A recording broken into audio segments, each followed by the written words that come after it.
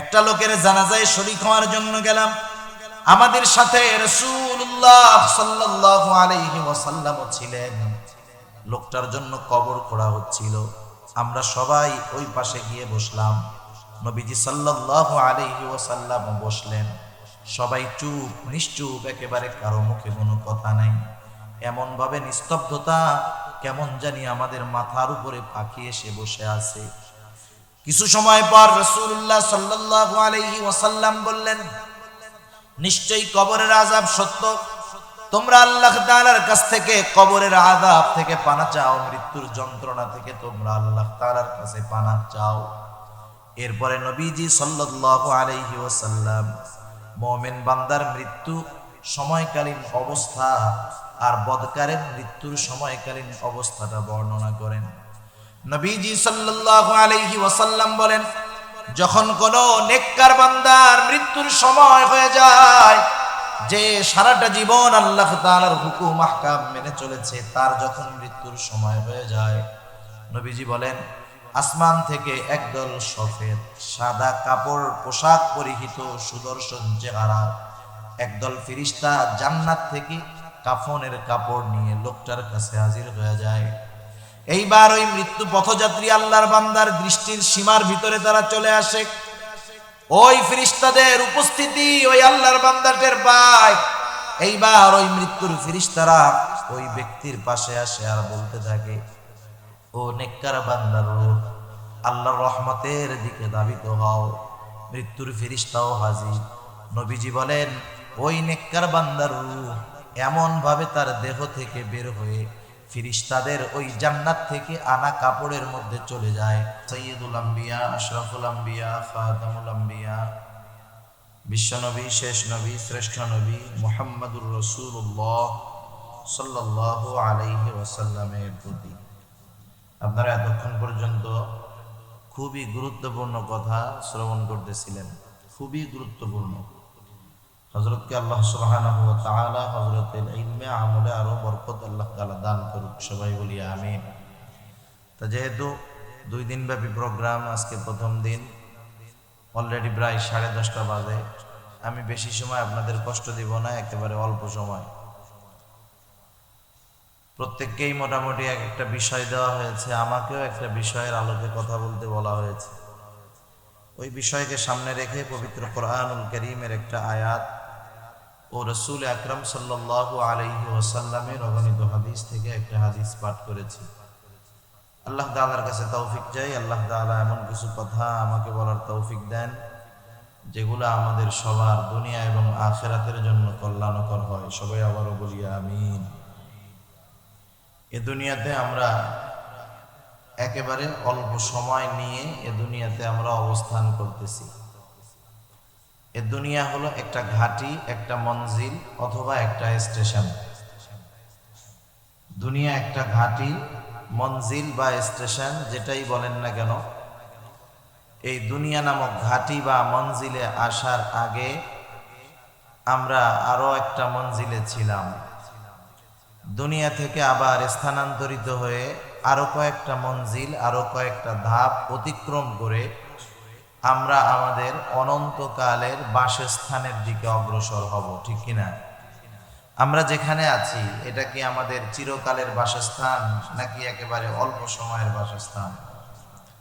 একেবারে অল্প সময় আমরা দুনিয়াতে থাকবো। যতগুলো মঞ্জিল আমরা অতিক্রম করব বা যে কয়টা করেছি, সবচাইতে কম অবস্থান হলো এই দুনিয়ায়। কত কম? এই দুনিয়াতে আসার আগে আমরা ছিলাম রূহের জগতে। কোন জগতে ছিলাম বলেন তো? রূহের জগৎ, আলমে আরওয়াহ, রূহের জগতে আমরা ছিলাম। রূহের জগতে কতদিন ছিলাম বলেন তো? এটার হিসাব আপনাদের বা আমার, আপনার কারো কাছে আছে নাকি? কারো কাছে নেই।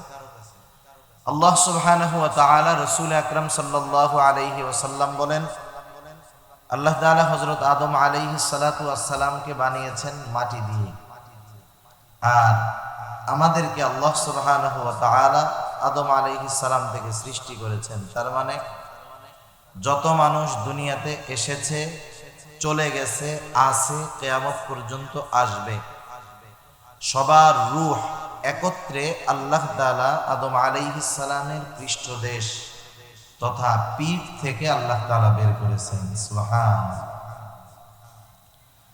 ওই হিসাবের দিক দিয়ে আমাদের সবার বয়স সমান। আমার বাবার রূহ যেই দিন আদম আলাইহিস সালাম থেকে আল্লাহ বাইর করছে, আমারটাও সেই দিন বাইর করছে। কিন্তু দুনিয়ায় আসার একটা ধারাবাহিকতা, এই জন্য বড় ছোট আমরা বলে থাকি। তা যাই হোক, ওই রূহের জগতে আমরা কতদিন ছিলাম এটার হিসাব আমাদের কারো জানা নাই। লক্ষ লক্ষ বছর রূহের জগতে পার হয়ে গেছে। এরপরে আল্লাহ সুবহানাহু ওয়া তাআলা মাতা পিতার মাধ্যমে আমাদেরকে দুনিয়ায় একটা স্ট্রাকচার, একটা বডির মধ্যে আল্লাহ তাআলা এই রূহটাকে দিয়ে দিয়েছেন। রূহ তো দেখা যায় না, দেখা যায় নাকি? আল্লাহ তাআলা রূহ কি জিনিস মক্কার কাফেররা ইহুদিদের কাছ থেকে শিখে আসছে যে মুহাম্মদকে যায় 3টা প্রশ্ন করবা, সে যদি এই 3 প্রশ্নের জবাব দিতে পারে তাইলে বুঝবা সে নবী, সে সাধারণ মানুষ না। এর মধ্যে একটা প্রশ্ন হলো রূহ কি জিনিস জিজ্ঞাসা করবা। তারা জিজ্ঞাসা করছে রূহ কি জিনিস। যাই হোক, লম্বা চড়া ঘটনা আছে। আল্লাহ রাসূলের উত্তরটা ছিল রূহ হলো এটা আল্লাহ তাআলার প্রত্যাদেশ, আল্লাহ তাআলার আদেশ। সুবহানাল্লাহ। এটা দেখা যায় না। আমার আপনার ভিতরে যতক্ষণ রূহ অবস্থান করতেছে, আমি আপনি জীবিত আছি। যখন আল্লাহর আদেশ হবে রূহটা আমার আপনার দেহ থেকে বের হয়ে যাবে, তখন আব্দুর রহিমকে বলবে এটা আব্দুর রহিমের লাশ, লা শাইউন ফি, যার মধ্যে কিছুই নাই। অথচ আব্দুর রহিমের সব আছে, হাত আছে, পা আছে, চোখ আছে, কান আছে, নাক আছে, কি নাই? যার কারণে তাকে লাশ বলা হচ্ছে। ওই যে আল্লাহ তাআলার আদেশ, ওই রূহ ওটা আর আব্দুর রহিমের দেহর সাথে নাই, এজন্য বলা হইতেছে লাশ। তা যাই হোক, একটা সময় আমরা রূহের জগতে ছিলাম। আল্লাহ তাআলা মা বাবার মাধ্যমে আমাদেরকে দুনিয়াতে পাঠাইছেন। আজকে যার বয়স 40 বছর 42 বছর আগে তার কোনো অস্তিত্ব ছিল?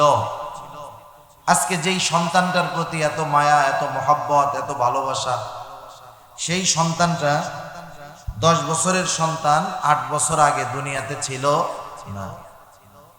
আল্লাহ তাআলা সেই কথাই বলেন, প্রত্যেকটা মানুষ এমন কিছু সময়, এমন কিছু কাল অতিক্রম করেছে, অতিবাহিত করেছে যে তার উল্লেখ করার মতো তার কিছুই ছিল না।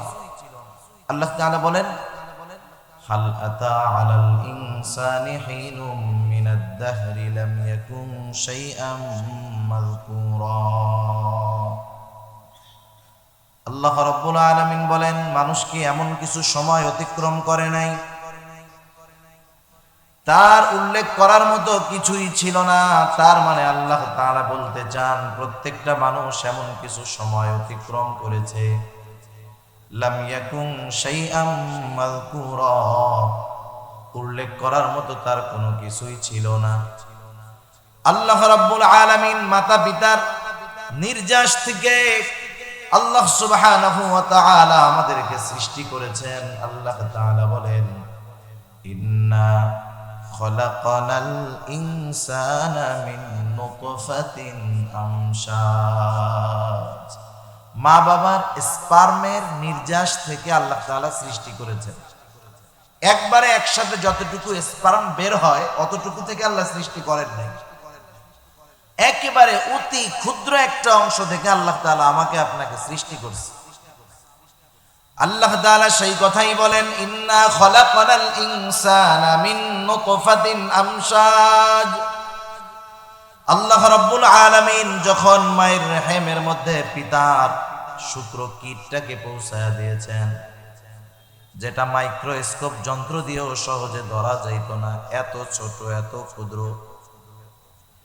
আল্লাহ সুবহানাহু ওয়া তাআলা ওই শুক্রকীটটা যখন মায়ের রেহেমের মধ্যে 120 দিন আল্লাহ তাআলা প্রসেস করেছে, একটা সময় আল্লাহ তাআলা 120 দিন পর মানুষের একটা আকৃতি, গোশতের একটা টুকরা মানব আকৃতি দিয়ে আল্লাহ তাআলা 120 দিন পর মায়ের রেহেমের মধ্যে ওইটা সৃষ্টি করলেন। 120 দিন যখন হলো, আল্লাহ তাআলার আদেশে 2 জন ফেরেশতা মায়ের গর্ভের মধ্যে হাজির। আল্লাহ তাআলার আদেশে এইবার এই মাংসের বডির ভিতরে আল্লাহ তাআলার আদেশে ফেরেশতা এবার রূহটাকে ফুঁকে দিল, প্রাণ ফুঁকে দিল।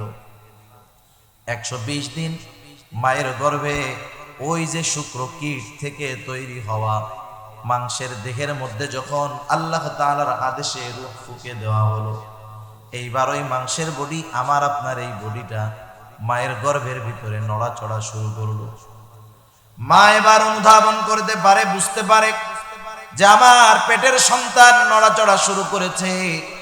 ওই দিনটা ফেরেশতা এসে শুধু মায়ের গর্ভের ভিতরে যে রূহ ফুঁকে দিয়েছে তা নয়, এই রূহটা আমার আপনার দেহের সাথে কতদিন, কত সময়, কতক্ষণ অবস্থান করবে সেটাও সেই দিন নির্ধারিত হয়ে গেছে।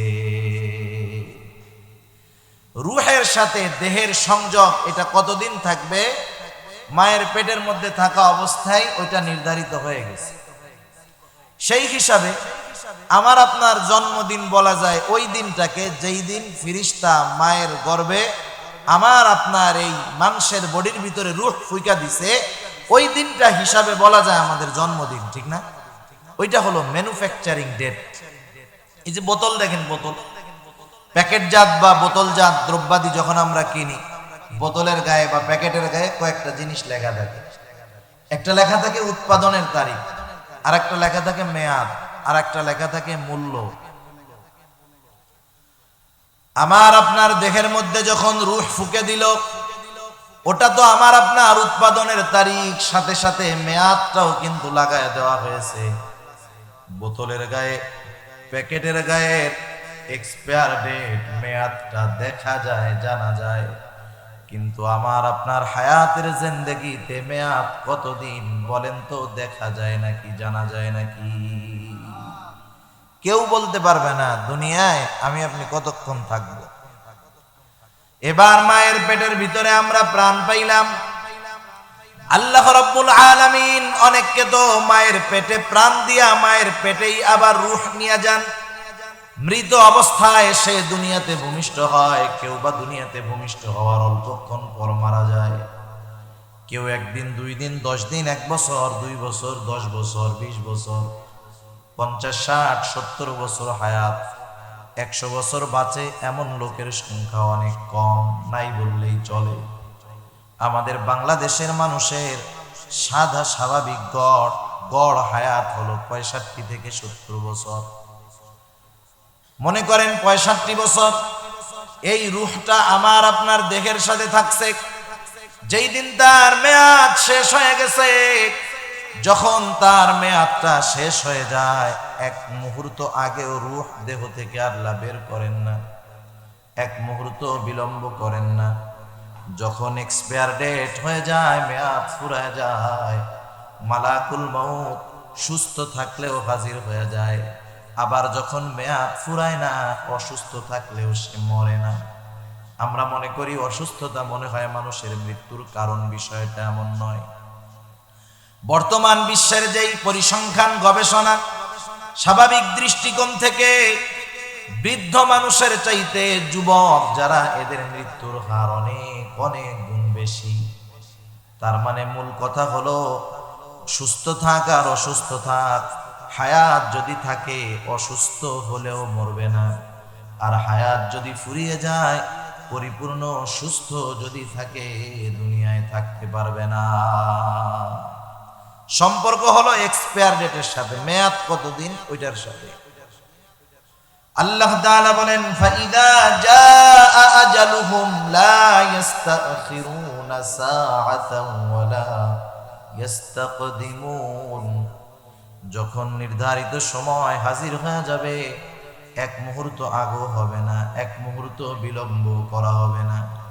তাহলে প্রথম মঞ্জিল রূহের জগতে ছিলাম লক্ষ লক্ষ বছর, দুনিয়ার জিন্দেগির হায়াত ধরেন 60 বা 70 বছর।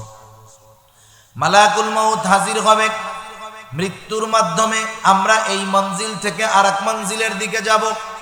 কারণ আমাদের অঞ্চলে যখন কোনো মানুষ মারা যায়, মাইকের মধ্যে অ্যানাউন্স হয়, প্রচার হয়, অমুক এলাকার অমুক আজ বিকাল 5 ঘটিকার সময় ইন্তেকাল করিয়াছে, আগামীকাল সকাল 8টায় তার জানাজা। আপনারা জানাজায় শরীক হইয়া এই মরহুমের রুহের মাগফিরাত কামনায় শরীক হন, এরকম একটা কথা প্রচারের মধ্যে বলে কি বলে না? বলে যে ইন্তেকাল করিয়াছে, ইন্তেকাল দ্বারা সব কিছু শেষ হয়ে যায়, এটা নয়। ইন্তেকাল এটা আরবি শব্দ, অর্থ হলো স্থানান্তরিত হওয়া। তার মানে আব্দুল করিম দুনিয়ার জগতে ছিল, স্থানান্তরিত হয়ে নতুন আর এক জগতের বাসিন্দা হয়েছে। শেষ হয়ে যায় নাই, এখান থেকে আর এক জায়গায় গেছে। মাঝে মধ্যে দেখেন না, বিভিন্ন ব্যাংকের শাখা, বিভিন্ন অফিস স্থানান্তরিত করে, লেখে কি নোটিশ ঝুলায় দেয়, এই ব্যাংক এখান থেকে স্থানান্তর করা হয়েছে কোথায়, অমুক জায়গায়। মানে এই জায়গায় ছিল, এখন আর এক জায়গায় নিয়ে যাওয়া হয়েছে। মৃত্যুর মাধ্যমে আমরা দুনিয়ার জগৎ থেকে নতুন এক জগতের দিকে যাই, যেই জগতের নাম হলো আলমে বারজাখ। সোজা কথায় আমরা যেটাকে কবর জগৎ হিসাবে অভিহিত করি, আলমে বারজাখ এটা হলো লোকচক্ষুর অন্তরালের একটা জগৎ। সাধারণ মানুষের চোখে এই জগতের অবস্থা ধরা পড়ে না। তাহলে মৃত্যু পরবর্তীকালীন সময় থেকে নিয়ে ইয়াউমুল হাশর, কিয়ামতের দিন পর্যন্ত সময়টা হলো আলমে বারজাখ। বলেন তো এই কবর জগৎ তথা আলমে বারজাখে কত বছর থাকতে হবে, এই হিসাব আমাদের কারো কাছে আছে নাকি? লক্ষ লক্ষ বছর ওই জায়গায় থাকতে হবে। তাহলে রুহের জগতে লক্ষ লক্ষ বছর ছিলাম, দুনিয়ার জগতে মাত্র 60 বছর, কবর জগতে আবার লক্ষ লক্ষ বছর। একটা সময় ওই অবস্থান শেষ হবে। আল্লাহ তাআলার দেশে ইসরাফিল আলাইহিস সালাম সিংহায় ফুৎকার দিবে। আল্লাহ তাআলা বলেন, ওয়ানুফিখা ফিস সূরি ফাসাইকা মান ফিস সামাওয়াতি ওয়া মান ফিল আরদ সুম্মা নুফিখা ফীহি উখরা ফাইযা হুম কিয়ামুন ইয়ানদুরুন। আল্লাহ রাব্বুল আলামিন বলে দেন, জানায় দেন, ওয়ানুফিখা ফিস সূর ফাসাইকা মান ফিস সামাওয়াতি ওয়া মান ফিল আরদ। ইসরাফিল আলাইহিস সালাম যখন আল্লাহ তাআলার আদেশে প্রথমবার সিংহায় ফুৎকার দিবে, ফাসাইকা মান ফিস সামাওয়াতি ওয়া মান ফিল আরদ, আসমান জমিন তছনছ হয়ে যাবে, সব কিছু ধ্বংস হয়ে যাবে, সব প্রাণীকুল যারা বেঁচে থাকবে তাদেরও মৃত্যু হয়ে যাবে। প্রথমবার সিংহায় ফুৎকার হলো, দীর্ঘকাল পর আল্লাহ তাআলার আদেশে ইসরাফিল আলাইহিস সালাম দ্বিতীয়বার আবার সিংহায় ফুৎকার দিবে। আল্লাহ তাআলা বলেন, সুম্মা নুফিখা ফীহি উখরা ফাইযা হুম কিয়ামুন ইয়ানদুরুন। দ্বিতীয়বার সিংহায় ফুৎকার দেওয়ার পরে যে যেখানে যাকে দাফন করা হয়েছিল, যে যেখানে মরেছিল, পানির মধ্যে হোক, পাহাড়ে হোক, জঙ্গলে হোক, কোন প্রাণীর পেটের মধ্যে হোক, প্রত্যেকের অবস্থান থেকে দাঁড়ায় যাবে। সুবহানাল্লাহ, শুধু দাঁড়ায় যাবে তা না, ডানে বামে তাকায় দেখবে কি হইতেছে এইগুলা। সূরা জিলজালের মধ্যে আল্লাহ তাআলা বলেন, ইযা জুলজিলাতিল আরদু জিলজালাহা ওয়া আখরাজাতিল আরদু আসকালাহা ওয়া ক্বালাল ইনসানু মা লাহা। পৃথিবী যখন প্রচন্ড রূপে প্রকম্পিত হবে, জমিন তার মধ্যে যত ভারী বস্তু ছিল ওগুলা সব উদ্গীরণ করে দিবে। কোন কোন মুফাসসির বলেন এগুলা হলো মানুষের দেহ, কেউ কেউ বলেন না, জমিনে তথা মাটির তলে যত খনিজ পদার্থ আছে সবের অন্তর্ভুক্ত, সব জমিন সেদিন বের করে দিবে। আর মানুষেরা তো সেই দিন তাকায় দেখবে আর বলবে, ক্বালাল ইনসানু মা লাহা, হায় রে হায়, এগুলো আবার কি? মানুষ শুধু উঠবে তা না, তাকায় অবস্থাও পর্যবেক্ষণ করবে কি হইতেছে না হইতেছে। আল্লাহ তাআলা আর এক জায়গায় বলেন, ওয়ানুফিখা ফিস-সূর ফাইযা হুম মিনাল আজদাফি ইলা রাব্বিহিম ইয়ানসিলুন। আল্লাহ তাআলা বলেন, সিংহায় ফুৎকার দেওয়ার পর ফাইযা হুম মিনাল আজদাফি ইলা রাব্বিহিম ইয়ানসিলুন, প্রত্যেকে তার অবস্থান থেকে দাঁড়ায় যাবে। শুধু তাই না, ইলা রাব্বিহিম ইয়ানসিলুন, প্রত্যেকে তার রবের অভিমুখে ছুটতে থাকবে। এটা নতুন এক মঞ্জিলের শুরু হইল, যেটা হলো হাসরের দিন, কিয়ামতের দিন, একত্রিতকরণ দিবস, প্রতিদান দিবস, যে নামেই বলি না কেন, বিচার দিবস। এই বিচার দিবসের পরিধি কত বড় আল্লাহ তাআলা কোরআনুল কারীমের মধ্যে বলেন, ইয়াওমান কানা মিকদারুহু 50000 সানা। কিয়ামতের এক একটা দিনের মেয়াদ হলো দুনিয়ার 50,000 বছরের সমান। একটা সময় এই হাসরের এই লম্বা দিনেরও একটা সমাপ্তি হবে। আল্লাহ তাআলা সবার বিচার করবেন। বিচারের পরে মানুষেরা দুইটা ভাগে বিভক্ত হয়ে যাবে। আল্লাহ তাআলা বলেন, ফারীকুম ফিল জান্নাতি ওয়া ফারীকুম ফিস সাঈর। একটা দল হবে জান্নাতি, আর একটা দল হবে জাহান্নামী। জাহান্নামীদের মধ্যে দুইটা দল, একটা হলো বেঈমান, তারা অনন্তকাল জাহান্নামের মধ্যে অবস্থান করবে। একবার জাহান্নামে ঢোকানো হবে আর বাহির করা হবে না। আর একটা দল, যারা জাহান্নামে যাবে ঠিক, কিন্তু তারা ঈমানদার, তবে বদ আমল করার কারণে, পাপের শাস্তি ভোগ করার পর ঈমানের কারণে একটা সময় তারা জান্নাতে যাবে। এইবার যারা জান্নাতি তারা অনন্তকাল জান্নাতি, যারা জাহান্নামী অনন্তকাল জাহান্নামী। আর এই মঞ্জিল, এই স্টেশন, এই আবাসস্থল হলো এমন আবাসস্থল, এমন মঞ্জিল যেখানে অবস্থান শুরু হবে, কোনোদিন শেষ হবে না। যারা জান্নাতে যাবে তারা তো অনন্তকালের সফলতা, সুখ, শান্তির মঞ্জিলের বাসিন্দা হয়ে গেল।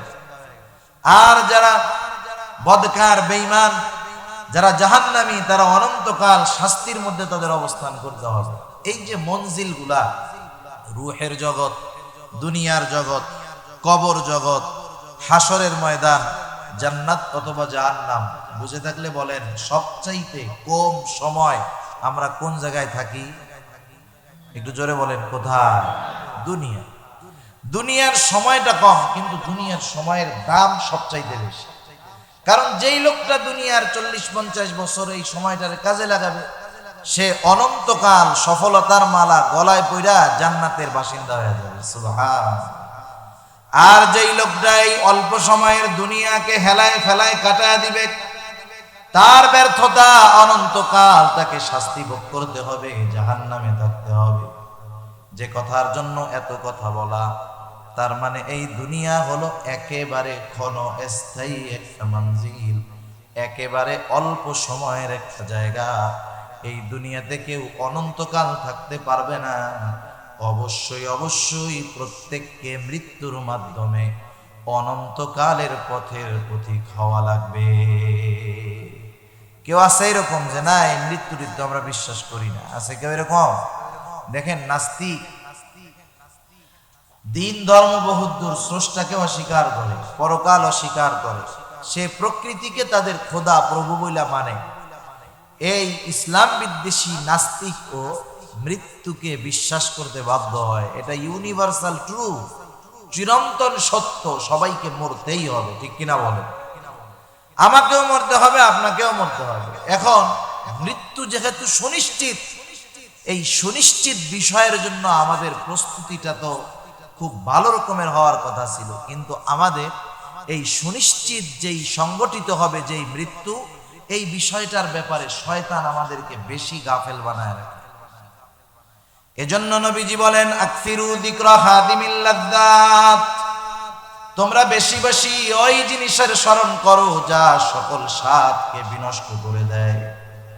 আমরা যদি বেশি বেশি মৃত্যুর কথা স্মরণ করতাম, তাহলে আমরা মৃত্যুর জন্য প্রস্তুত থাকতাম, প্রস্তুতি নিতাম। আল্লাহ তাআলা কোরআনুল কারীমে রাসূল আকরাম সাল্লাল্লাহু আলাইহি ওয়াসাল্লাম হাদিসের মধ্যে আমাদের প্রত্যেককে মৃত্যু পূর্ববর্তী প্রস্তুতি গ্রহণ করার জন্য নির্দেশনা দিয়েছে। মরার আগে যেহেতু মৃত্যু আসবে, মৃত্যুটা জানি ভালো হয়, আমার পরবর্তী মঞ্জিলগুলা জানি শান্তির হয়, কষ্টের না হয়, এজন্য প্রস্তুতি নিতে হবে। একটা ভালো ছাত্র যতই মেধাবী হোক না কেন, প্রস্তুতিবিহীন হঠাৎ করে যদি তার পরীক্ষা নেওয়া হয়, বলেন তো হঠাৎ করে পরীক্ষা নেওয়ার কারণে সেই ভালো ছাত্রটাও ডিপ্রেশন টেনশনে, এই ভালো ছাত্রর পরীক্ষাটাও খারাপ হইতে পারে কি পারে না? সেজন্য মরণ আসার আগে মরণের প্রস্তুতি নেওয়ার দরকার। কেমনে কেমনে নিব? যেমন এক আয়াতের মধ্যে আল্লাহ রাব্বুল আলামিন বলেন, ওয়ানফিকু ফি সাবিলিল্লাহ, মৃত্যু আসার আগে অন্যতম একটি প্রস্তুতি হলো তোমরা আল্লাহর রাস্তায় ব্যয় করো। আল্লাহ তাআলা কোরআনুল কারীমের মধ্যে জানায় দিয়েছেন, মৃত্যু আসার আগে তোমরা ব্যয় করো, আল্লাহর রাস্তায় ব্যয় করো। কারণ যখন মৃত্যু চলে আসবে, তুমি যদি ফিরে আসতে চাও, আল্লাহর কাছে যদি বলো, আয় আল্লাহ আবার আমাকে দুনিয়ায় যাওয়ার সুযোগ দেন, আবার আমাকে দুনিয়ায় পাঠানোর সুযোগ দেন, আমি দান সাদকা করব, নেক কাজকারী তথা সৎ কর্মশীলদের অন্তর্ভুক্ত হব। বলেন তো আল্লাহ তাআলার কাছে ওই সময় যত কামনা করা হোক না কেন, মৃত্যুর পর দুনিয়াতে ফিরে আসার, ভালো কাজ করার, দান সাদকা করার, আমল করার আর কোনো সুযোগ আছে নাকি? এজন্য আল্লাহ তাআলা বলেন, ইয়া আইয়ুহাল্লাযীনা আমানু লা তুলহিকুম আমওয়ালুকুম ওয়ালা আওলাদুকুম আন যিকরিল্লাহ ওয়া মান ইয়াফআল যালিকা ফাউলাইকা হুমুল খাসিরুন। এক নম্বরে আল্লাহ তাআলা মুমিনদেরকে বলেন, হে ঈমানদারেরা, লা তুলহিকুম আমওয়ালুকুম ওয়ালা আওলাদুকুম আন যিকরিল্লাহ, তোমাদের সম্পদ সন্তান তোমাদেরকে জানি আল্লাহর স্মরণ থেকে গাফেল না বানায় দেয়। এটা মনে রাখবা যে আমার মরতে হবে, আল্লাহর সামনে দাঁড়াইতে হবে, আল্লাহর হুকুম আহকাম মানতে হবে। এই সম্পদ সন্তান সন্ততি এরা জানি তোমাকে আল্লাহকে ভুলায় না দেয়। যদি আল্লাহকে ভুলায় দেয় তাহলে কি হবে? তোমরা ক্ষতিগ্রস্ত হয়ে যাবা। আল্লাহ রাব্বুল আলামিন জানায় দেন, তোমরা ক্ষতিগ্রস্ত হয়ে যাবা। তোমরা যদি এমনটা করো তাহলে তোমরা ক্ষতিগ্রস্ত হয়ে যাইবা। আর যারা ক্ষতিগ্রস্ত, বলেন তো তাদের ঠিকানা জান্নাত নাকি জাহান্নাম? ওমাই ইয়াফআল যালিকা ফাউলাইকা হুমুল খাসিরুন। এরপরে আল্লাহ তাআলা বলেন, ওয়ানফিকু মিম্মা রাযাকনাকুম মিন ক্বাবলি আন ইয়াতিয়া আহাদাকুমুল মাউত, তোমাদেরকে যে রিজিক দেওয়া হয়েছে মৃত্যু আসার পূর্বে তোমরা তার থেকে দান সাদকা করো। ফায়াকুলা রাব্বি লাউলা আখখারতানি ইলা আজালিন করিব ফাআসাদদাকা ওয়া আকুম মিনাস সালিহিন। তখন যদি বলো, আল্লাহ আমাদেরকে যদি আর একটু সুযোগ দেন, আবার যদি একটু দুনিয়ায় যাওয়ার সুযোগ দেন, তাহলে আমরা দান সাদকা করতাম, নেক কর্মশীলদের অন্তর্ভুক্ত হইতাম, আমাদের আবার একটু যাওয়ার সুযোগ দেন। আল্লাহ কি সেই সুযোগ দিবে? আর বলেন। সেজন্য মৃত্যু আসার আগে নেক আমলের দ্বারা মৃত্যুর প্রস্তুতি গ্রহণ করতে হয়। সম্পদ যদি থাকে দান সাদকা করার মতো, তাহলে দান সাদকার মাধ্যমে মৃত্যুর প্রস্তুতি গ্রহণ করতে হয়। নবীজি এক হাদিসের মধ্যে বলেন, দুনিয়া থেকে যাওয়ার পরে আমাদের পরিস্থিতি কি হবে? মুসলিম শরীফের হাদিস, নবীজি বলেন, প্রত্যেকটা মানুষ যখন মৃত্যুবরণ করে তার সাথে তিনটা জিনিস যায়, দুইটা জিনিস ফিরে আসে, একটা জিনিস থাকে। একটা হলো একজন মাইয়াত মৃত্যুর পরে তার সাথে তার আত্মীয় স্বজন যায়, তার সাথে কিছু দুনিয়ার সম্পদ তার সাথে যায়। আর একটা হলো তার সাথে তার আমল যায়। তাকে কবরস্থ করার পর আত্মীয় স্বজন দ্রুত তার সাথে ফিরে আসে, তাকে দাফন করার জন্য তার যেই সম্পদগুলো কিছু কাজে লাগছে এগুলাও ফিরিয়ে নিয়ে আসা হয়। শুধু তার সাথে দুনিয়ার জমিনে সে যেই কর্মগুলা করেছে, আমলগুলা করেছে, ওই আমল তার সাথে থেকে যায়। সেজন্য নেক আমল, সৎ আমল, ভালো কাজ, এগুলা মৃত্যুর প্রস্তুতি গ্রহণ করার জন্য বেশি বেশি করার দরকার। যেমন নবীজি আর হাদিসের মধ্যে জানায় দেন, মৃত্যুর পরে আমলনামায় সওয়াব বন্ধ হওয়ার সব রাস্তাগুলা বন্ধ হয়ে যায়। যেই মানুষগুলা চালাক, যেই মানুষগুলা বুদ্ধিমান, সে দুনিয়ায় থাকা অবস্থায় তারা আমলনামা রানিং রাখার ব্যবস্থা করা যায়। নবীজি সাল্লাল্লাহু আলাইহি ওয়াসাল্লাম বলেন, ইযা মাতাল ইনসান ইনকাতাআ আনহু আমালু ইল্লা মিন সালাসাতিন ইল্লা মিন সাদাকাতিন জারিয়াহ আও ইলমি ইউনতাফাউ বিহি আও ওয়ালাদিন সালিহিন ইয়াদউ লাহু। মৃত্যুর অন্যতম একটি প্রস্তুতি হলো, কারণ পরকালে আমি দুনিয়া থেকে যাওয়ার পর আমার সন্তান আমার জন্য আমার সম্পদ ব্যয় করতেও পারে, নাও পারে। এই জন্য দুনিয়ায় থাকতে থাকতে সুযোগ যেহেতু আছে, মৃত্যুর প্রস্তুতি স্বরূপ বেশি বেশি সাদাকায়ে জারিয়া করা। 2 নাম্বার, যদি আল্লাহ তাআলা ইলম দিয়ে থাকে, লেখনির যোগ্যতা দিয়ে থাকে, এমন লেখনী মানুষের জন্য লিখে রেখে যাওয়া যেগুলা মানুষ পড়বে, আমল করবে, সে মৃত্যুর পরেও ওই আমল করনেওয়ালার আমলের কারণে সওয়াব পেতে থাকবে।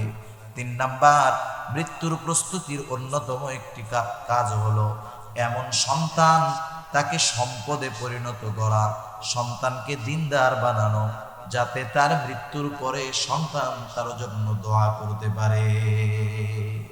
এগুলো সব মৃত্যু পূর্ববর্তীকালীন প্রস্তুতি। যেই মানুষগুলা পরকাল নিয়ে ভাবে, মৃত্যু নিয়ে ভাবে, তারা মৃত্যু পরবর্তীকালীন জিন্দেগি জানি সুন্দর হয়, এজন্য আগের থেকে প্রস্তুতি গ্রহণ করে। লম্বা সফরে যদি আপনি যান, মনে করেন যারা হজের সফরে গেছেন, উমরার সফরে গেছেন, হজের সফর স্বাভাবিক 35-40 দিনের একটা বড় সফর। প্রস্তুতি কি হজে যাওয়ার আগের দিন নেয়, নাকি 1-2 মাস আগের থেকেই প্রস্তুতি নেওয়া শুরু করে? পাসপোর্ট, ভিসা টিসা কি কি নিবে, কিনবে টিনবে, সব আগের থেকে প্রস্তুতি নেয়, যাতে সফরে গিয়ে কোনো বিড়ম্বনায় না পড়তে হয়।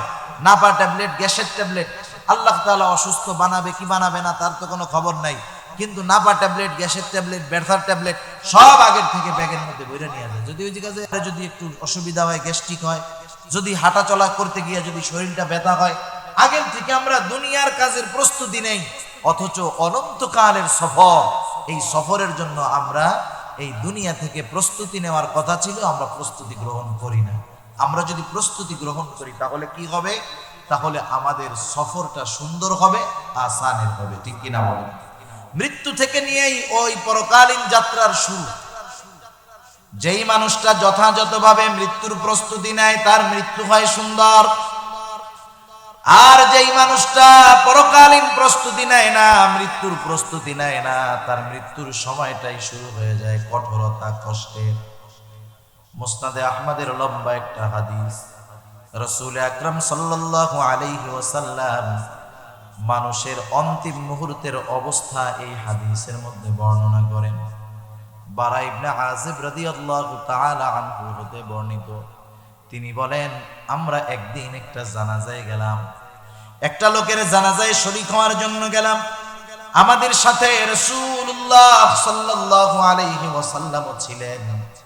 লোকটার জন্য কবর খোঁড়া হচ্ছিল, আমরা সবাই ওই পাশে গিয়ে বসলাম। নবীজি সাল্লাল্লাহু আলাইহি ওয়াসাল্লাম বসলেন। সবাই চুপ, নিশ্চুপ, একেবারে কারো মুখে কোনো কথা নাই। এমন ভাবে নিস্তব্ধতা, কেমন জানি আমাদের মাথার উপরে পাখি এসে বসে আছে। কিছু সময় পর রাসূলুল্লাহ সাল্লাল্লাহু আলাইহি ওয়াসাল্লাম বললেন, নিশ্চয়ই কবরের আযাব সত্য। তোমরা আল্লাহ তাআলার কাছ থেকে কবরের আযাব থেকে পানা চাও, মৃত্যুর যন্ত্রণা থেকে তোমরা আল্লাহ তাআলার কাছে পানা চাও। এরপরে নবীজি সাল্লাল্লাহু আলাইহি ওয়াসাল্লাম মুমিন বান্দার মৃত্যু সময়কালীন অবস্থা আর বদকারের মৃত্যুর সময়কালীন অবস্থাটা বর্ণনা করেন।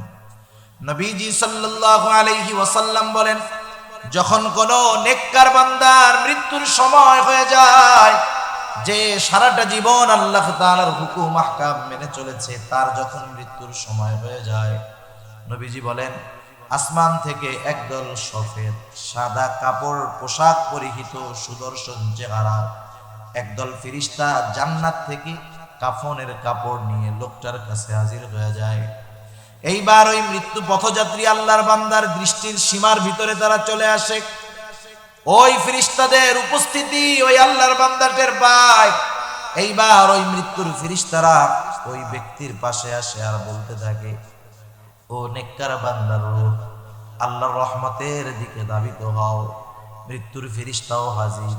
নবীজি বলেন, ওই নেককার বান্দার রূহ এমন ভাবে তার দেহ থেকে বের হয়ে ফিরিস্তাদের ওই জান্নাত থেকে আনা কাপড়ের মধ্যে চলে যায়, যেমন ভাবে বোতল থেকে খুব সতর্কতার সাথে আস্তে আস্তে করে পানি ঢালা হয়, অনুরূপ ভাবে নেককার বান্দার রূহটা তার দেহ থেকে বের হয়ে যায়।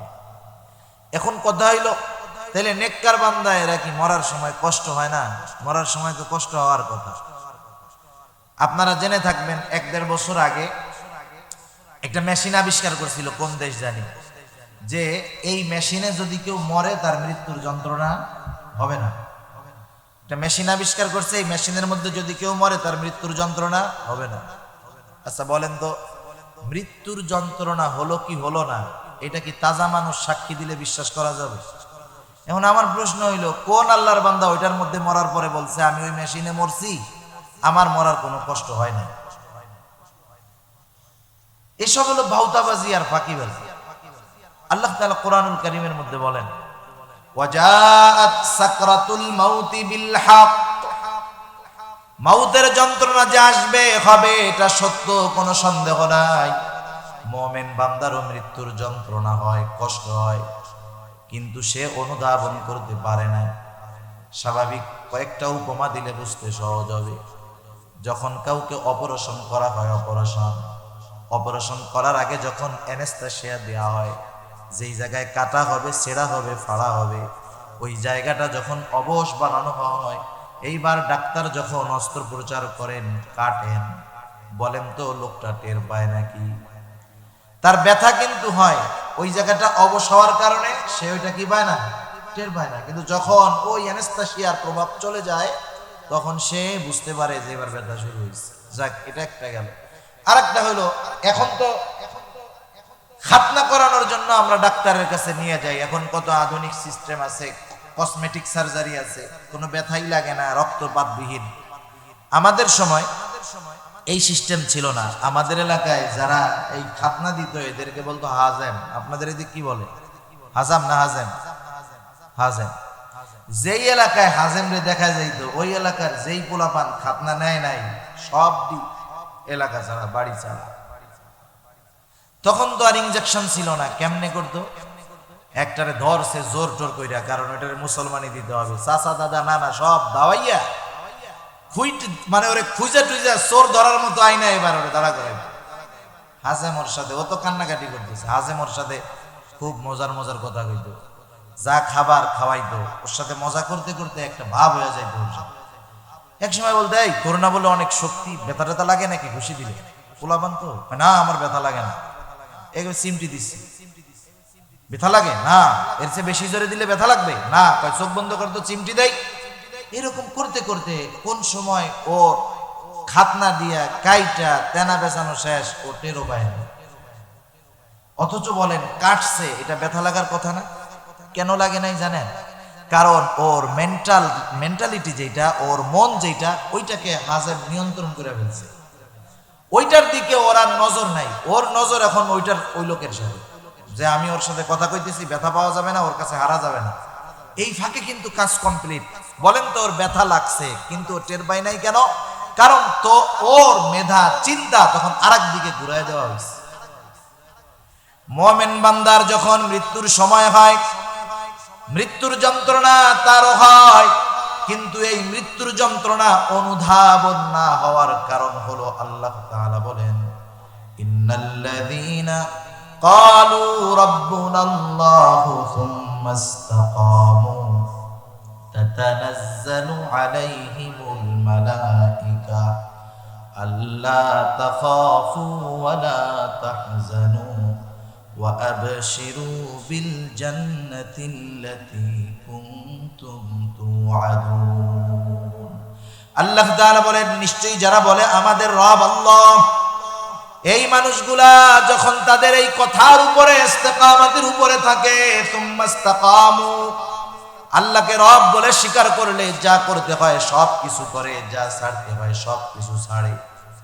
জীবনে অনেক কষ্ট আসে, বাধা আসে, বিপত্তি আসে, কিছু ঘটে না, সে তার কথার উপরে অটল থাকে। এই লোকটা যখন জীবনের অন্তিম মুহূর্তে হাজির হয়ে যায়, শয়তান তাকে ধোঁকা দেওয়ার জন্য, বেঈমান বানানোর জন্য তার বাহিনী নিয়ে হাজির হয়। আর আল্লাহ তাআলা ওই আল্লাহর গোলামকে শয়তানের ধোঁকা থেকে হেফাজত করার জন্য তাতানাজ্জালু আলাইহিমুল মালাইকা, আল্লাহ তাআলা তার কাছে ফেরেশতার বাহিনী পাঠায় দেয়। জীবনের অন্তিম মুহূর্তে যেই লোকটা আসে, সে ফেরেশতাদের উপস্থিতি অনুধাবন করতে পারে। সে তো চিন্তিত, না জানি শয়তান ধোঁকা দিয়ে আমাকে বেঈমান বানায় ফেলে। আর ফেরেশতারা এসে তখন তাকে সুসংবাদ দেয় আর বলতে থাকে, আল্লাহ তাখাফু ওয়ালা তাহজানু ওয়া আবশিরু বিল জান্নাহ আল্লাতী কুনতুম তুআদুন। ফেরেশতারা এসে বলে, তুমি ভয়ও পাইও না, চিন্তাও করো না, শয়তান তোমার কিছু করতে পারবে না, তুমি এই ব্যাপারে ভীত হইও না, আর মৃত্যু পরবর্তীকালীন সময় নিয়ে তুমি চিন্তিত হইও না। আরে তুমি চিন্তা করো কেন?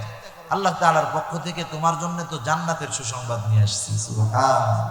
ওয়া আবশিরু বিল জান্নাহ, ওই আল্লাহর বান্দারে তখন ফেরেশতারা জান্নাতের সুসংবাদ দেয়। এখন কোন যেই লোকটা জান্নাতের সুসংবাদ পাইল, তার ব্রেন জেহেন এখন জান্নাতের দিকে, জান কবজ করতেছে আজরাইল, কষ্ট হইলেও টের পাবে। যখন জুলাইখা, আজিজ মিসরের স্ত্রী জুলাইখা হযরত ইউসুফ আলাইহিস সালামের সাথে সে যখন মেলামেশা করতে চাইল, আল্লাহ তাআলা ইউসুফ আলাইহিস সালামকে হেফাজত করলো। এই ঘটনা যখন মিশরের ঘরে ঘরে পৌঁছায় গেল, সব মহিলারা সি সি করতেছে, কত জঘন্য কাজ। ইউসুফ আলাইহিস সালাম তো তখনও তাদের কাছে গোলাম, লোক ছিল না। এখন যদি 1000 লোক, সারা দেশের লোক আমারে গালি দেয়, আমি ফেসবুকে এক স্ট্যাটাস দিয়ে দিব, সবার কাছে জবাব চলে যাবে। সিস্টেম এটা না? কেউ যদি কেউ কিছু বলে, বকা দেয়, এখন দেখছেন বাড়িতে বাড়িতে গিয়া দাওয়াত দিয়ে আইনা জবাব দিবে না। জবাব কেমনে দিবে? ফেসবুক লাইভে এসে জবাব দিবে যে আমার বিরুদ্ধে এইসব এসব বলা হয়েছে, এগুলোর সব জবাব আমি দিয়ে দিলাম। ওই জামানায় তো আর ফেসবুক ছিল না, উনি জবাব দিবে কেমনে? প্রত্যেকের ঘরে ঘরে যাই তো জবাব দেওয়া সম্ভব না। সবাই দাওয়াত দিছে, তোমরা আসো আমার বাসায়। সবাইকে দাওয়াত দিয়া বড় একটা হল রুমের মধ্যে বসায় দিয়েছে। এক হাতে ছুরি আর এক হাতে ফল। বলা হলো, যখন তোমাদেরকে বলা হবে তখন তোমরা প্রত্যেকে তোমাদের হাতের ফলটা ছুরি দিয়ে কাটবা। এক হাতে ধারালো ছুরি আর এক হাতের মধ্যে ফল। এইবার হযরত ইউসুফ আলাইহিস সালামকে তাদের সামনে হাজির করা হলো। সবাই যখন ইউসুফ আলাইহিস সালামের দিকে তাকাইলো, ওই সুন্দর চেহারার দিকে তাকাইলো, এবার তাদেরকে বলা হলো, তোমরা তোমাদের হাতের ফলগুলো কাটো। প্রত্যেকে ফল কাটা শুরু করলো। কতজন ইউসুফ আলাইহিস সালামের সৌন্দর্যে মুগ্ধ হইয়া ছুরি দিয়া ফল কাটার পরিবর্তে হাত কাটা শুরু করে দিয়েছে। রক্ত বের হয়ে টপ টপ করে পড়তেছে, খবর নাই, হুঁশ নাই। তারা ইউসুফ আলাইহিস সালামের সৌন্দর্যে বিমোহিত হয়ে বলতেছে, মা হাদা বাশারা ইন হাদা ইল্লা মালাকুন কারীম। কাটতেছে ফল না হাত। আর কি কয়, আরে আল্লাহ, এটা তো মানুষ হইতে পারে না, এ তো একবারে ফেরেশতা, এটা মানুষ হইতে পারে না। এখন চিন্তা করেন, ব্রেন কোন দিক গেছে? ইউসুফ আলাইহিস সালাম সৌন্দর্যের দিকে গেছে। ধারালো ছুরি দিয়ে হাত কাটতেছে, সৌন্দর্যের দিকে তাকাইয়া এমন ভাবে তারা ওইটার প্রতি আসক্ত হয়ে গেছে যে ওইটা দেখার পরে হাত কেটে ফেলতেছে, টের পায় না। সুবহানাল্লাহ। এজন্য মুমিন বান্দার রূহ কবজ করার সময় কষ্ট হয় ঠিক, জান্নাতের সুসংবাদ যখন তাকে দেওয়া হয়, ওই কষ্টটা আর অনুধাবন হয় না, সে বুঝতে পারে না। এইবার মুমিন বান্দার রূহটাকে ওই যে জান্নাত থেকে আনা সাদা সফেদ নরম কাপড়ের মধ্যে পেঁচানো হয়, আসমানের দিকে নিয়ে যাওয়া হয়। যত দলে দলে ফেরেশতাদের সাথে দেখা হয়, তারা জিজ্ঞাসা করে, কার রূহ? বলে অমুকের ছেলে অমুক। ফেরেশতারা বলে, হ্যাঁ, লোকটা দুনিয়াতে খুব ভালো মানুষ ছিল। এভাবে করতে করতে প্রথম আসমানের দরজার কাছে যাওয়া হয়। আসমানের দরজা আছে, প্রত্যেক আসমানের কি আছে? দরজা আছে। শুধু আসমানের দরজা তা না, প্রত্যেকটা মানুষের জন্য 2টা করে দরজা আছে। প্রত্যেকটা মানুষের জন্য 2টা করে দরজা। আনাস রাদিয়াল্লাহু তাআলা আনহু হতে বর্ণিত হাদিস। একটা দরজা দিয়ে মানুষের আমল আল্লাহ রাব্বুল আলামিনের দরবারে পেশ করা হয়, বৃহস্পতিবার, সোমবার, বৃহস্পতিবার পেশ করা হয়। আরেকটা দরজা দিয়ে ওই বান্দার রিজিক দুনিয়াতে আসে। যখন কেউ মৃত্যুবরণ করে ওই দুইটা দরজা বন্ধ হয়ে যায়। হাদিসের মধ্যে আসছে যখন কোন নেককার বান্দার মৃত্যু হয় ওই দুই দরজা আফসোস করে, আরে এই বান্দার নেক আমলগুলো আর আমার মধ্যে দিয়ে আসবে না। ওই রিজিকের দরজা আফসোস করে আর বলে, আহ এই বান্দার জন্য আর আমার মধ্য দিয়ে তার জন্য রিজিক দুনিয়াতে যাবে না। প্রথম আসমানে যখন যাওয়া হয় জিজ্ঞাসা করা হয় কার রূহ, বলে অমুকের ছেলে অমুক। হ্যাঁ, দরজা খোলার অনুমতি আছে। এক এক করে 7 আসমানের দরজা তার জন্য খুলে দেওয়া হয়। আল্লাহ তাআলার পক্ষ থেকে আদেশ আসে, যাও আমার এই বান্দার নামটা ইল্লিনের মধ্যে অন্তর্ভুক্ত করে দাও। এইবার তার রূহটাকে ফেরত আনা হয় আবার আল্লাহর আদেশে। এবার কবরের মধ্যে তার রূহটা আবার ফেরত দেওয়া হয়। এই প্রক্রিয়া যেহেতু এটা আলমে বরজখ, আমি আপনি যদি দেখার চিন্তা করি, জানার চিন্তা করি, কাজ হবে না। নবীজির হাদিস, নিঃসন্দেহে কোনো সন্দেহ নাই। এইবার ওই মেক্কার বান্দাকে 3টা প্রশ্ন করা হয় কবরে। মার রব্বুক, তোমার রবকে, ওমা দীনুক, তোমার দিন কি। তৃতীয় প্রশ্ন 2 বর্ণনা। এক বর্ণনায় নবীজিকে দেখায় বলা হয় মা হাদার রাজুলুল্লাযী বুইসা ফীকুম। আর এক বর্ণনায় জিজ্ঞাসা করা হয় ওমান নাবিয়্যু। মুমিন বান্দা সারা জিন্দেগি গোলামি করছে কার, একটু জোরে বলেন তো? আল্লাহ তাআলার গোলামি করছে। যে যার গোলাম তাকে তো তার পরিচয় জানতে চিনতে কষ্ট হবে না। বলে আমার রব হলো আল্লাহ। দিন কি, তোমার কোন জীবন ব্যবস্থা তুমি অনুসরণ করে দুনিয়ায় চলছো? বলে আমার জীবন দর্শন, আমার দিন হলো ইসলাম। নবীজির ব্যাপারে বলে হাদা নবিয়ুনা মুহাম্মাদুর রাসূলুল্লাহ সাল্লাল্লাহু আলাইহি ওয়াসাল্লাম, অথবা বলে আমার নবী মুহাম্মাদুর রাসূলুল্লাহ সাল্লাল্লাহু আলাইহি ওয়াসাল্লাম। 3টা প্রশ্ন করলো, জবাব দিয়ে দিল। বলেন তো পরীক্ষায় পাস না ফেল? এই যে 3টা প্রশ্ন, এটা সবাই জানে কম বেশি, ওই বেধর্মী অনেকেও জানে। এই 3 প্রশ্ন কবরে করা হবে। মনে রাখবেন, যেই প্রশ্ন আগে ফাঁস করে দেওয়া হয়, পরীক্ষা পরে প্রশ্ন বৈধভাবে ফাঁস করে দেওয়া হয়েছে, বুঝতে হবে হলে গিয়া ওই প্রশ্নের জবাব দেওয়া কঠিন। আর যেই প্রশ্ন ফাঁস করা হয় না, জানানো হয় না, হলে গিয়ে প্রশ্ন দেওয়া হবে, ওই প্রশ্ন ওইটা মূলত সহজ। যেহেতু এই 3 প্রশ্ন আল্লাহ তাআলা আগে ফাঁস করে দিয়েছেন, এটা জায়গা মতো গিয়া এটার জবাব দেওয়াটা কঠিন হবে। কারণ দুনিয়ার প্রশ্নের জবাব মুখস্থ করে এটা দেওয়া যায়, কিন্তু এই প্রশ্নের জবাব মুখস্থের সাথে সম্পৃক্ত নয়, বরং গোটা জিন্দেগির কর্ম বিশ্বাসের সাথে সম্পৃক্ত। প্রশ্নের জবাব দিয়ে দিল পাস। নবীজি বলেন আল্লাহর তরফ থেকে ঘোষণা আসবে, সাদাকা আবদি, সাদাকা আবদি, আমার বান্দা সত্য বলেছে, আমার বান্দা সত্য বলেছে। ফাফরিশুহু মিনাল জান্নাহ ওয়ালবিসুহু মিনাল জান্নাহ ওয়াফতাহু লাহু বাবান ইলাল জান্নাহ। আল্লাহর পক্ষ থেকে আদেশ আসবে, জান্নাত থেকে জান্নাতি বিছানা এনে তার কবরের মধ্যে বিছায়া দাও, জান্নাতি পোশাক এনে তাকে পরায়া দাও, জান্নাতের সাথে তার কবরের সাথে একটা দরজা খুলে দাও। তার কবরটা হয়ে গেল একটা জান্নাতের বাগান। হাদিসের মধ্যে আসছে আল কবরু রাউদাতুম মিন রিয়াদিল জান্নাহ।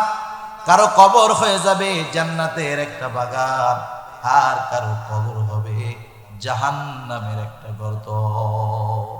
নেককার বান্দার কবরটা হয়ে যাবে জান্নাতের বাগান। কিসের বাগান? জান্নাতের বাগান।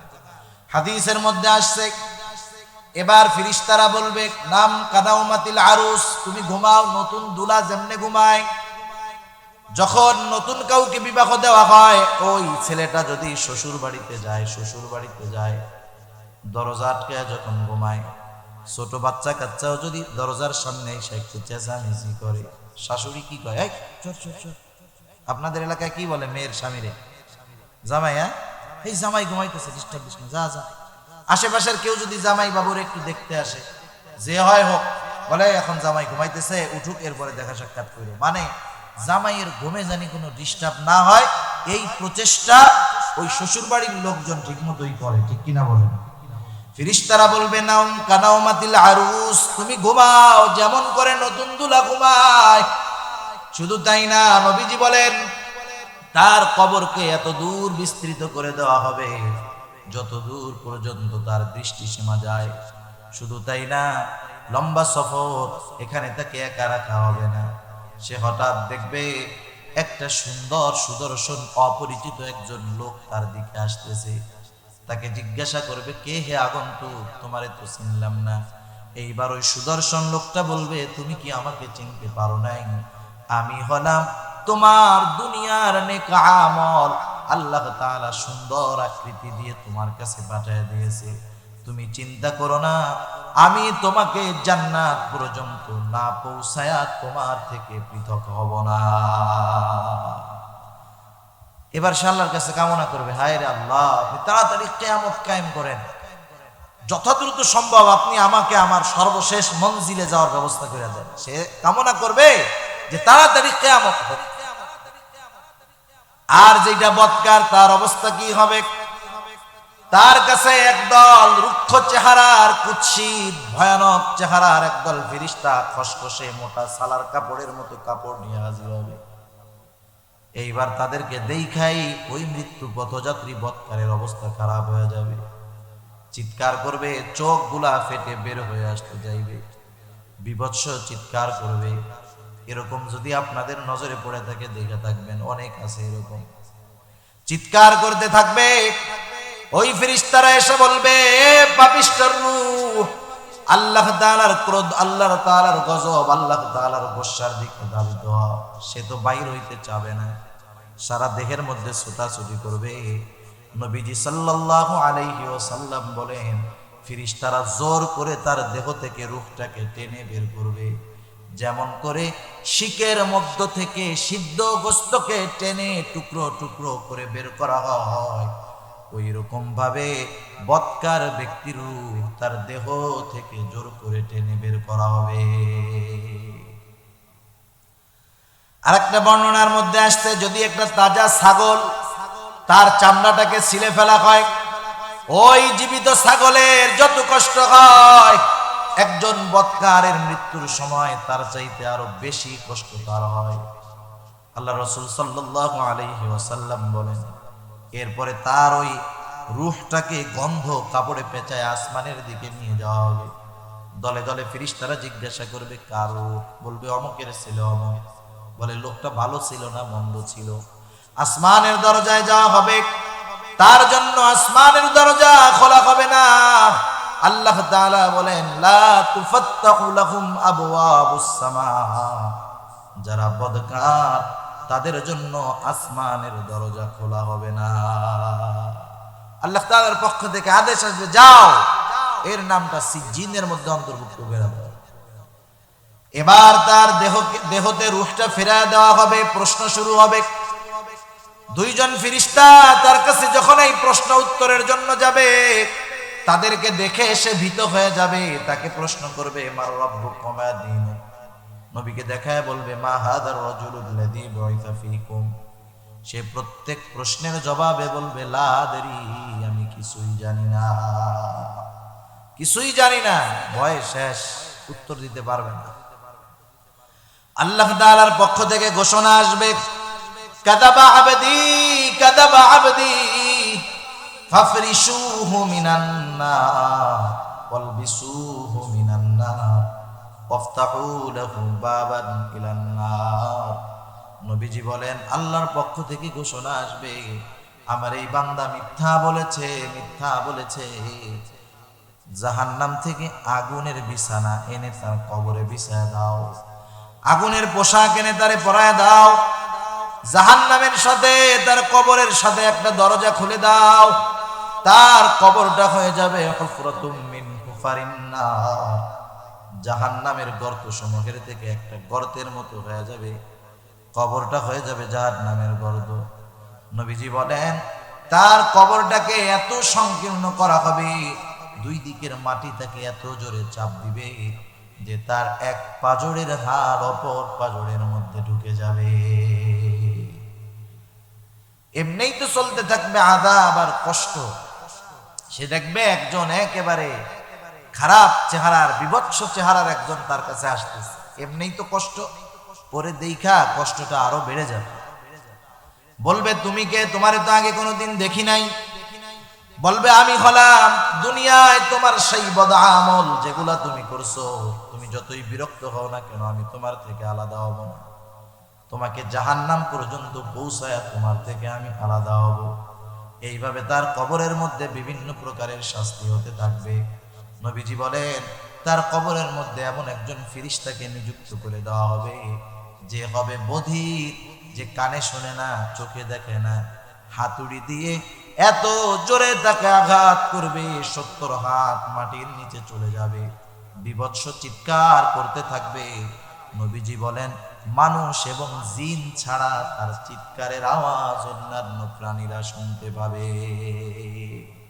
মানুষ জিন এরা শুনতে পাবে না, অন্যান্য প্রাণী শুনতে পাবে। একটু চিন্তা করে দেখেন যে তার কবরটা হয়ে গেল জাহান্নামের একটা গর্ত, অথচ এই কবর বা মৃত্যু আমার হবে, কবরে যেতে হবে, এ ব্যাপারে আমাদের কোনো টেনশন নাই, চিন্তা নাই, কোনো প্রস্তুতি নাই। যদি ঈমানের সাথে নেক কাজ করে দুনিয়া থেকে যাওয়া যায় তাইলে তো কবরটা জান্নাতের বাগান হয়ে গেল। আর আল্লাহ না করুক যদি বদ কাজ করতে করতে ঈমানহীন হয়ে যেতে হয়, কবরটা জাহান্নামের একটা গর্ত হবে, বিভিন্ন প্রকারের শাস্তি তার হইতে থাকবে কবরের মধ্যে। অথচ আশারায়ে মুবাশশারা যারা জান্নাতের সুসংবাদ প্রাপ্ত সাহাবী যারা ছিলেন তারাও কবর নিয়ে খুব টেনশনে থাকতেন। হযরত ওসমান রাদিয়াল্লাহু তাআলা আনহু দিন নূরাইন উপাধি যার ছিল, 2টা কন্যা নবীজি তার সাথে বিবাহ দিয়েছেন। দ্বিতীয় জন যখন মারা গেছে তখন বিবাহ দেওয়ার মতো আর কোনো মেয়ে নাই। নবীজি বলতেছে ওসমান আমার তো আর কোনো মেয়ে নাই, যদি আরেকটা মেয়ে থাকতো আমি সেটাকেও তোমার সাথে বিবাহ দিতাম। সুবহানাল্লাহ। এই ওসমান রাদিয়াল্লাহু তাআলা আনহুর ব্যাপারে নবীজি কি বলেন? মদিনায় যখন সাহাবারা গেছে হিজরত করে, ইহুদিরা তো এমনিতেই খেপা, কারণ আব্দুল্লাহ ইবনে উবাই নবীজি হিজরত করে মদিনায় যাওয়ার আগে আব্দুল্লাহ ইবনে উবাইয়ের মদিনার সরদার হওয়ার একটা সুযোগ বা সময় ছিল। নবীজি যাওয়ার কারণে তার সরদারগিরি ছুটে গেছে, নবীজির উপরে তার ক্ষোভ। ইহুদি যারা তারা তো এমনিতেই তাদের বংশে শেষ নবীর আগমন ঘটে নাই, এই হিংসায় তো আগের থেকেই চলতেছে। যখন সাহাবারা হিজরত করে গেছে মদিনায় যতগুলা পানি পান করার কূপ ছিল প্রত্যেকটা পানির কূপ ছিল লবণাক্ত, পান করা যাইত না। একটা ছিল মিষ্টি পানির কূপ, পান করতো যেটার থেকে মানুষে পান। কিন্তু ওই কূপটা ছিল একজন ইহুদির দখলে, ইহুদির মালিকানায়। মুসলমানদেরকে সে কষ্ট দিত, পানি দিত না ঠিক মতো, মুসলমানদের পানির কষ্ট হতো। নবীজির কাছে বলা হলো ইয়া রাসূলুল্লাহ মুসলমানেরা প্রচুর পানির কষ্টে আছে, কারণ সুপেয় মিষ্টি যেটা পান করার উপযুক্ত পানি সেটার মালিক একজন ইহুদি, মুসলমানদেরকে ঠিক মতো পানি দেয় না, কষ্ট দেয়। নবীজি বললেন তোমাদের মধ্যে এমন কে আছো যে এই ইহুদির কাছ থেকে কুয়াটা ক্রয় করে মুসলমানদের পানির কষ্ট দূর করে দিবা? এইরকম সুযোগ আছে। আর একজন এক একটা টাকা পয়সা নিয়ে ইহুদির কাছে চলে গেছে। ইহুদিও শুনতে পারছে, ইহুদিও জানতে পারছে যে মুহাম্মদ সাল্লাল্লাহু আলাইহি ওয়াসাল্লাম এই ঘোষণা দিয়েছে। ও চিন্তা করছে আমার জিনিসের দাম যা আমি তার চাইতে বহুগুণ বেশি দাম চাবো, যাতে সহজে কেউ কিনতে না পারে, আর বিক্রি করলেও সর্বোচ্চ বেশি দামে বিক্রয় করবে। কারণ যখন কোনো জিনিসের ডিমান্ড হয়, চাহিদা হয়, তখন ওই জিনিসের দাম এমনি বেড়ে যায়। করোনার সময় দেখছেন না, এই যে মাস্ক লাগাই আমরা, এক সময় মাস্ক নামের কোনো জিনিস বাংলাদেশে ছিল, এটা 80% মানুষ চিনতই না, জানতই না। করোনা যখন আসছে আমাদের মগজে ঢুকায়া দিছে তুমি করোনার থেকে যদি বাঁচতে যাও মাস্ক পরবা আর বারবার খালি হাত ধোয়া, হ্যান্ড স্যানিটাইজার, কত নতুন নতুন নাম আমরা শিখলাম, তাই না? এখন দেখেন একটা মাস্ক তখন 1 টাকা ছিল, বক্সে 50টা থাকতো, ওই 30-40 টাকা পাইকারি ছিল, এক এক টাকা বিক্রয় করত। যখন ঘোষণা হইল যে মাস্ক লাগাইলে করোনা থেকে বাঁচা যাবে, দোকানদাররা এবার খোঁজা শুরু করছে। যেই মাস্কের বান্ডিলের কোনো দামই ছিল না, ইঁদুরে 1 কোনা দিয়ে খেয়ে ফেলছে, ওই বক্সেরও দাম হয়ে গেছে। একটা 1 টাকার মাস্ক 30 টাকা 40 টাকাও বিক্রি করছে। ডিমান্ড হইছে, ওই জিনিসের দাম বেড়ে গেছে। একজন যায় টাকা নিয়ে, ইহুদি যে দাম বলে কিনতে পারে না, ফিরে আসে। এত বেশি দাম চাইছে, কেউ কিনতে পারে নাই। হযরত ওসমান রাদিয়াল্লাহু তাআলা আনহুর কাছে খবর গেছে বিষয়টা এমন, মুসলমানদের পানির কষ্ট। নবীজি আবার এই কথা বলছে, কে আসো ইহুদির কাছ থেকে কুয়াটা ক্রয় করে পানির কষ্ট দূর করে দিবা? কেউ কিনতে পারে নাই। হযরত ওসমান যখন জানতে পারলেন, ইহুদির কাছে চলে গেলেন। ইহুদির কাছে গিয়া কুয়ার দাম জিজ্ঞাসা করলেন। ইহুদি যত টাকা দাম চাইল তত টাকা দিয়ে তিনি কুয়াটা ক্রয় করলেন। নিজের মালিকানায় রাখেন নাই, মুসলমানদের জন্য কুয়াটারে ওপেন করে দিলেন। মুসলমানদের পানির কষ্ট দূর হয়ে গেল। নবীজির কাছে খবর গেল, ইয়া রাসূলুল্লাহ, মুসলমানদের পানির কষ্ট দূর হয়ে গেছে। কিভাবে দূর হলো? বলল যে আপনার জামাতা ওসমান ইহুদির কাছ থেকে কুয়া ক্রয় করে মুসলমানদের জন্য ওয়াকফ করে দিয়েছে, পানির কষ্ট দূর হয়ে গেছে। নবীজি বললেন, শোনো, ওসমান তো ইহুদির কাছ থেকে কুয়া ক্রয় করে নাই, বরং এই কুয়া কেনার মাধ্যমে সে আল্লাহ তাআলার জান্নাত কিনে নিয়েছে। যার ব্যাপারে নবীজির ঘোষণা এমন, আশারায়ে মুবাশশারা, জান্নাতের স্পেশাল সুসংবাদ প্রাপ্ত 10 জনের একজন এই হযরত ওসমান রাদিয়াল্লাহু তাআলা আনহু কান্না করে দেন কবরের ভয়ে। প্রশ্ন করা হয়, ওসমান, আপনি তো জান্নাতের সুসংবাদ প্রাপ্তদের একজন, কান্না করেন কেন? বলে, কবরের ভয়ে কান্না করি। কেন কবরের ভয়? বলে, নবীজি জান্নাতের সুসংবাদ দিয়েছেন ঠিক, কিন্তু এই কবরে আমার সাথে কেমন আচরণ করা হবে এ ব্যাপারে তো কিছু বলেন নাই।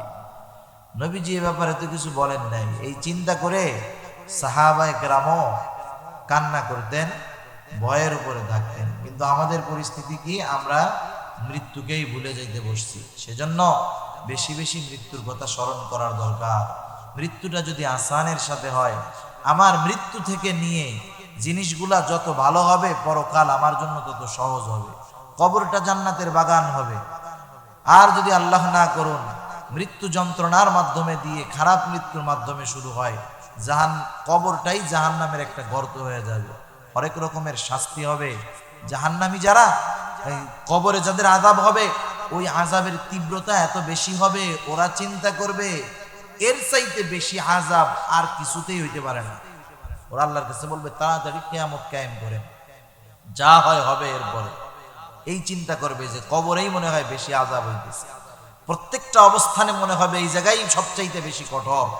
যাই হোক, এই কবরটা জানি জান্নাতের বাগান হয়, মৃত্যুটা যেন আমাদের সুন্দর হয়। এজন্য এই যে অল্প সময়ের একটা মঞ্জিল দুনিয়া, এই দুনিয়ার এই অল্প সময়টা আমাদের কাজে লাগানোর দরকার। গুনার থেকে বেঁচে থাকার দরকার। 40-50 বছরের জিন্দেগি, একটু চিন্তা করেন। এই যে চিত্রাং হলো, কত মানুষের ক্ষয়ক্ষতি হয়েছে, কত হৃদয় বিদারক ঘটনা ঘটছে। একটা ঘটনা কুমিল্লাতে ঘটছে, শুনছেন দেখছেন হয়তো আপনারা। এক প্রবাসী, সে টিনের ঘরে থাকে, কষ্ট করে দেশে আইসা বাড়ি করা কমপ্লিট। এই জুমার দিন শুক্রবারে তার ঘরে ওঠার কথা। 3 জন মানুষ, স্বামী স্ত্রী একটা মেয়ে, রাত্রে ঘুমায় আছে, ঝড়ে একটা গাছ পড়ছে, 3 জনই মারা গেছে। ঘরের জায়গায় আছে, শুক্রবারও চলে আসছে, অথচ তাদের অবস্থানটা কোথায় হয়েছে একটু চিন্তা করেন। এই চিন্তাগুলো আমাদেরকে আখিরাত সুন্দর করার যেই কাজ করার দরকার, এই চিন্তাগুলো আমাদেরকে সেই কাজের দিকে নিয়ে যেতে পারে। এজন্য বেশি বেশি মৃত্যুর স্মরণ করা। নবীজি এজন্য বলেন, আক্তিরু যিকরা হাদিমিল লাযযাত, তোমরা বেশি বেশি ওই জিনিসের স্মরণ করো যা সকল স্বাদকে বিনষ্ট করে দেয়। আর আল্লাহ তাআলা কি বলেন? কুল্লু নাফসিন যায়িকাতুল মাউত ওয়া ইন্নামা তুওয়াফাউনা উজুরাকুম ইয়াওমাল কিয়ামাহ। প্রত্যেকটা প্রাণীকে মৃত্যুর স্বাদ আস্বাদন করতেই হবে। এখন এই মৃত্যুর মাধ্যমে কি হবে?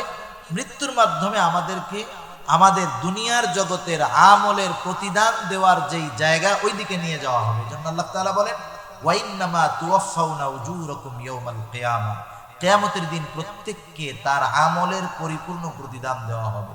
ফামান যুহজিহা আনিন নার ওয়া উদখিলাল জান্নাতা ফাকাদ ফাজ, সেদিন যাকে আগুন থেকে বাঁচায়া জান্নাতে ঢুকানো হবে, আল্লাহ তাআলা বলেন ফাকাদ ফাজ, সে হইল আসল সফল। দুনিয়ার সফলতা অর্জনে আমরা কত কিছু করি। আমরা সফল ব্যবসায়ী হতে চাই, সফল রাজনীতিবিদ হতে চাই, আমরা সফল ব্যক্তিত্ব অর্জন করতে চাই, অথচ মৃত্যুর সাথে সাথে দুনিয়ার সফলতা বিফলতার সমাপ্তি ঘটে, ঠিক কিনা বলেন? কিন্তু আমরা যদি আখিরাতে সফল হতে পারি, জাহান্নাম থেকে বেঁচে জান্নাতে যেতে পারি। আল্লাহ তাআলা বলেন ফাকাদ ফাজ, এই সফলতাই হলো আসল সফলতা, অনন্তকালের সফলতা।